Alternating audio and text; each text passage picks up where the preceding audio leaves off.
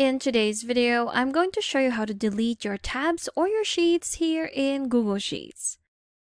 So if you have multiple sheets or tabs open in your spreadsheet and you want to get rid of some of the duplicates or some of the empty sheets that you've created, here's how to do it.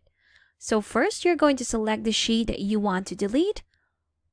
Once you've selected it, just go ahead and click on that arrow down where you have all these options.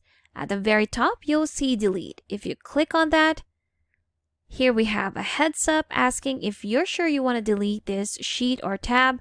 If you are sure, then just click on OK. And there you have it.